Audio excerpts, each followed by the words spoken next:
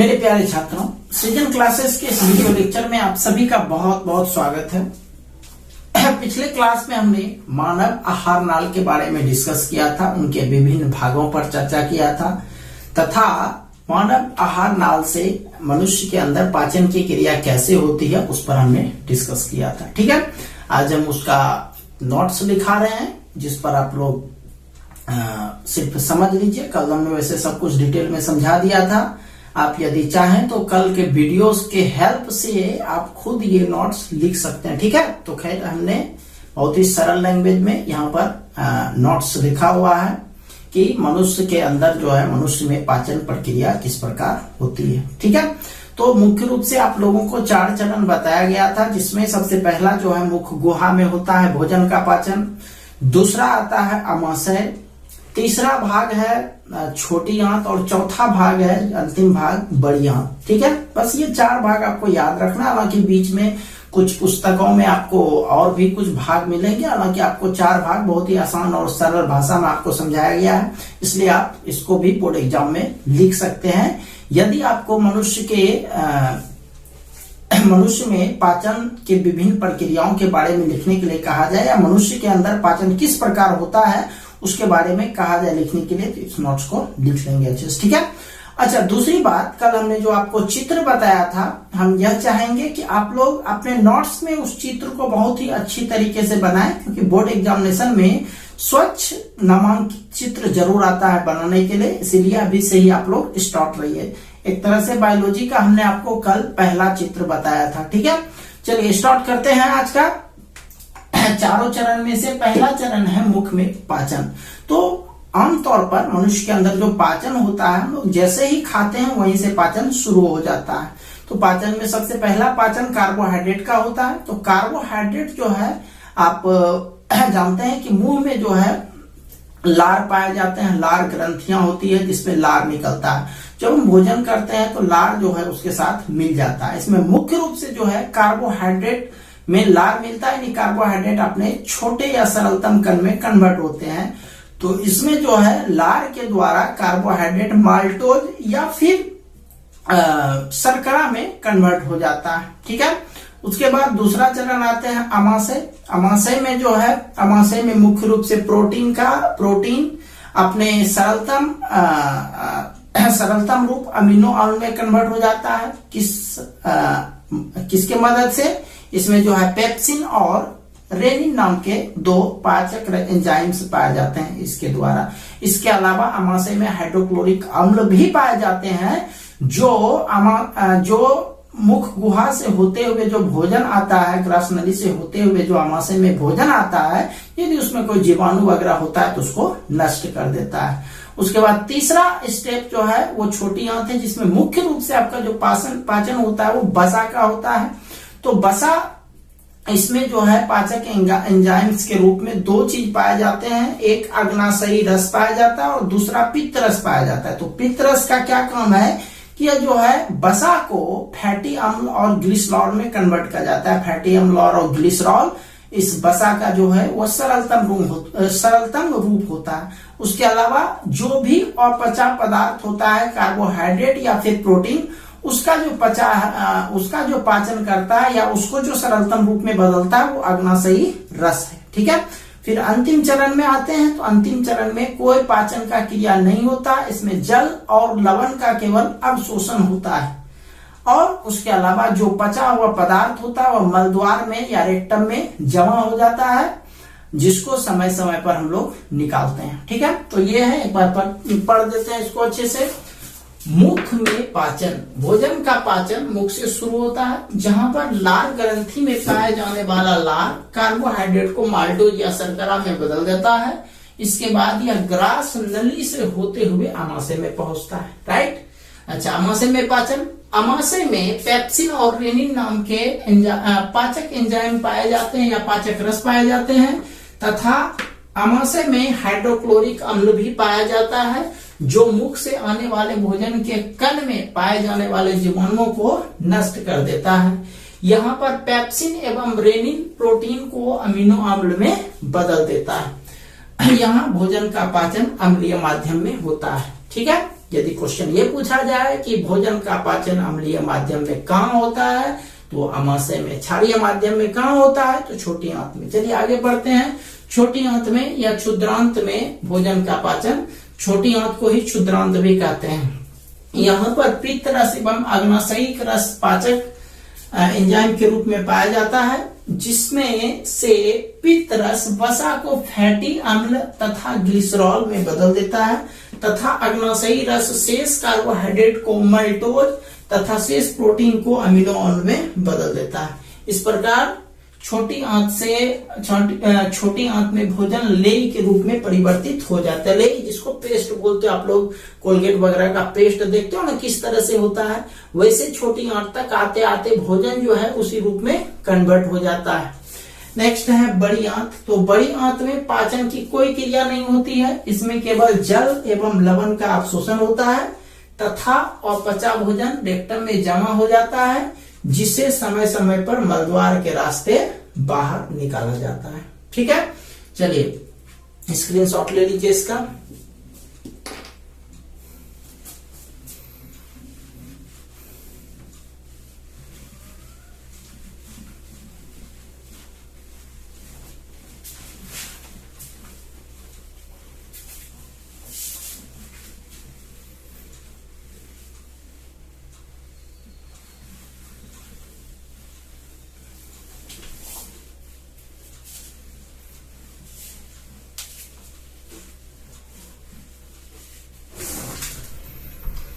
चलते हैं अब हम लोग इस चैप्टर से संबंधित महत्वपूर्ण क्वेश्चन और आंसर पर, जिसमें से पहला है स्वपोषी और परपोषी में अंतर।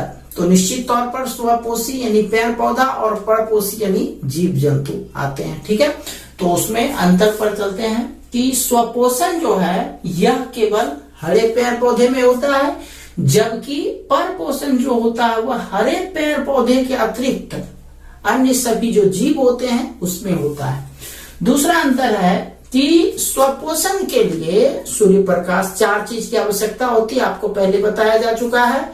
कौन क्या क्या चीज? सूर्य प्रकाश हो गया, कार्बन डाइऑक्साइड हो गया, जल हो गया और क्लोरोफिल हो गया या पर्णहरित हो गया। इस चारों की आवश्यकता होती है, जबकि परपोषण में सूर्य प्रकाश, कार्बन डाइऑक्साइड या फिर क्लोरोफिल की कोई आवश्यकता नहीं होती है। तीसरा है इसमें भोजन के पाचन की कोई आवश्यकता नहीं होती है। भोजन का पचना कोई जरूरी नहीं है। किसमें? स्वपोषण में। जितना मन तितना खाते चलो या जितना मन तितना एनर्जी बनाते चलो, उसको पचने का कोई जरूरत नहीं है। लेकिन जो परपोषित जीव होते हैं या परपोषी जीव होते हैं उसको पाचन की आवश्यकता होती है, क्योंकि वह जब तक खाएगा उसको बाहर नहीं निकालेगा तो उसके अंदर दूसरा चीज फिर कहां से आएगा, उसके लिए जगह कहां से बचेगा। तो इसीलिए परपोषण में जो है पाचन की आवश्यकता होती है। और साथ ही साथ ये जो पाचन होता है, पाचन की क्रिया जब संपन्न होती है तभी परपोषी जीवों में ऊर्जा उत्पन्न होता है। इसीलिए परपोषण में जो है वह पाचन की आवश्यकता होती है, स्वपोषण में नहीं होती है। ये हो गया अंतर। चलिए अब अगला क्वेश्चन पे आते हैं। हमारे आमाशय में अम्ल की क्या भूमिका है? हमारे आमाशय में अम्ल की क्या भूमिका है? तो अम्ल का जो सबसे महत्वपूर्ण भूमिका ये है कि वह जो है भोजन को अम्लीय माध्यम में कन्वर्ट कर देता है। भोजन में अम्ल मिला करके उसको अम्लीय माध्यम में कन्वर्ट कर देता है। पूरा भोजन अम्लीय हो जाता है, जिससे पाचन करने में आसानी होती है। एक तो पहला वजह हो गया या पहला उसका भूमिका हो गया कि भोजन को अम्लीय माध्यम में बदलता है। और दूसरा भूमिका क्या होता है? दूसरा भूमिका होता है कि भोजन के साथ साथ जब हम भोजन करते हैं तो उसमें बहुत सारे जीवाणु भी चले जाते हैं। तो अम्ल का मतलब यहाँ हाइड्रोक्लोरिक अम्ल से है। तो वह क्या करता है? वह हाइड्रोक्लोरिक अम्ल जो है वह जीवाणुओं को नष्ट कर देता है। यानी जीवाणु जब अम्ल के प्रभाव में आते हैं तो वह अपने आप समाप्त हो जाते हैं। तो 2 वजह हुआ, अम्लीय माध्यम और जीवाणुओं को नष्ट करना। तो ये दूसरा क्वेश्चन है कि आमाशय में अम्ल भोजन को अम्लीय बनाता है ताकि जठर रस में पाए जाने वाले एंजाइम उसे पचा सके। साथ ही साथ भोजन में पाए जाने वाले जीवाणु इसके प्रभाव में नष्ट हो जाते हैं। यानी जीवाणु जैसे इसके अटैच में आते हैं वह समाप्त हो जाता है। दूसरा अगला क्वेश्चन है, पाचन एंजाइम के क्या कार्य हैं? पाचन एंजाइम जैसे हो गया लार हो गया, ये पाचन एंजाइम हो गया, अग्नाशयी रस हो गया, पाचन एंजाइम हो गया। तो ये सब पेप्सिन हो गया, रेनिन हो गया, ये सारे जो है एंजाइम्स होते हैं। तो इसका जो है हमारे शरीर में क्या लाभ होता है?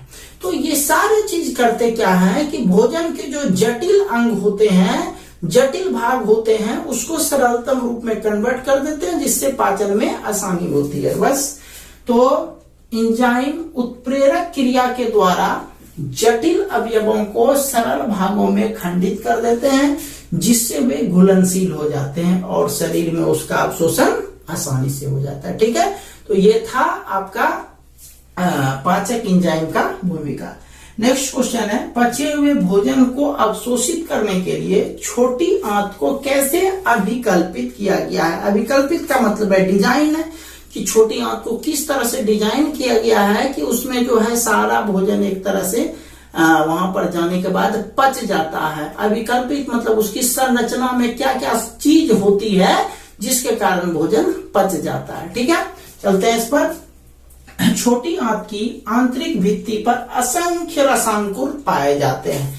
यानी ये जो आपको बताए थे चित्र में, इस तरह से इसके अंदर जो भित्ति होती है वहां पर ये सब हिस्सा जो है रसांकुर है, बहुत सारे रसांकुर पाए जाते हैं। ठीक है, तो इसमें रक्त वाहिकों एवं लिप्त वाहिनियों का जाल बिछा होता है। जब रक्त चैप्टर पढ़ाएंगे तो वहां पर आपको रक्त वाहिका के बारे में बताएंगे। तो खैर एक सीधा सीधी बात आप याद रखिए, जनरल बात जो सब समझ सकते हैं कि हमारे शरीर में जो रक्त का प्रवाह होता है कैसे होता है, ऐसे हो जाता है। उसके लिए भी वाहिका होता है। एक तरह से वाहिका मतलब पाइप समझ लो, उससे जो है रक्त इधर से उधर एक जगह से दूसरी जगह जाती है। ठीक है, तो खैर ये कहता है कि ये जो रसांकुर पाए जाते हैं इसमें रक्त वाहिकों एवं लिम्फ वाहिनियों का जाल बिछा होता है।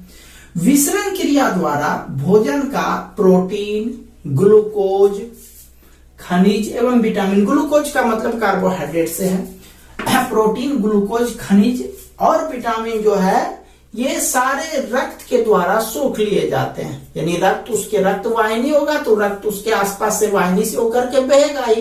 तो जब छोटी आंत में भोजन का पाचन होता है तो उसी से उसमें जो रसांकुर पाए जाते हैं उससे होकर के रक्त वाहिना और लिम्फ वाहिनियां जो है गुजरती है। तो रक्त वाहिनी क्या करता है, जैसे ही वहां पर पाचन शुरू होता है तो उसमें पाचन का मतलब क्या हुआ, प्रोटीन, ग्लूकोज, खनिज और विटामिन। तो ये सारे चीज जो है इसके सरलतम कण को वह अपने अंदर सोख लेता है। रक्त सोखेगा तभी तो एनर्जी आएगा, तो अपने अंदर सोख लेता है। हाँ, और वसीय अम्ल तथा ग्लिसरॉल का अवशोषण लिम्फ वाहिनी में होता है। आप जानते हैं कि हमारे शरीर में जो है 5 प्रकार के पोषक तत्व पाए जाते हैं, प्रोटीन, कार्बोहाइड्रेट, वसा, विटामिन और खनिज। तो इसमें से कार्बोहाइड्रेट, विटामिन, वसा, कार्बोहाइड्रेट, प्रोटीन, विटामिन और खनिज, इन चारों का अवशोषण जो है वह रक्त वाहिनी के द्वारा होता है। जबकि जो बच गया पांचवा पार्ट वसा अम्ल, उसका जो सरलतम रूप है वसा का वह है फैटी अम्ल यानी बसीय अम्ल, और दूसरा है ग्लिसरॉल। तो ये सरलतम रूप है। तो यह कौन सोख लेता है, यह लिम्फ वाहिनी के द्वारा सोख लिया जाता है। तो ये सारा लिम्फ वाहिनी हो चाहे रक्त वाहिनी हो, यह छोटी आंत में जो रसांकुर होते हैं उसी के ऊपर यह जाल के तरह बिछा होता है। तो फिर ये सारी चीज को सोख लेते हैं। तो ये तो समझ गए आप लोग कि जो छोटी आंत या क्षुद्रांत होते हैं उसमें ये जो भोजन का पाचन होता है वो किस तरह से हो जाता है। सारे चीज को सोखने के लिए अलग अलग चीज बनाए गए हैं, वो तो हो ही जाता है। साथ ही साथ इसमें जो है जो आपके छोटी आंत होते हैं उसमें 2 क्रियाएं होती है, संकुचन और शिथिलन की। संकुचन, सांस लिए सिकुड़ गया, सांस छोड़े तो थोड़ा फैल गया, सांस लिए एक तरह से सांस लिया अंदर में हवा भरा तो फैल गया, और सांस छोड़े तो वह सिकुड़ गया।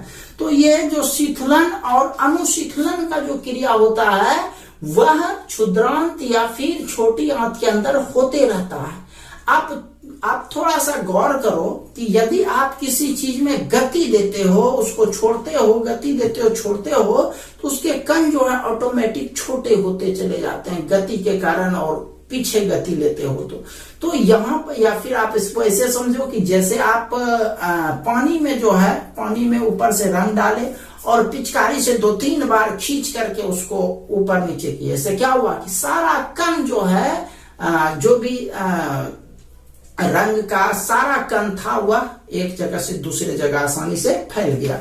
तो यहाँ भी वही होता है कि एक संकुचन और शिथिलन की गति के द्वारा भी भोजन का अवशोषण एक सीमा तक सहायक होता है। तो ये बात समझ में आ गया कि किस तरह से भोजन को अवशोषित करने के लिए छोटी आंत को डिजाइन किया जाता है, अभिकल्पित कर लिया जाता है। ठीक है, चलिए इसका एक स्क्रीनशॉट ले लीजिए। चलिए ठीक है, तो इसी के साथ यह आपका पहला चैप्टर पोषण समाप्त होता है। मिलते हैं हम लोग कल एक नए वीडियो लेक्चर के साथ। तब तक के लिए आप सभी का बहुत बहुत धन्यवाद।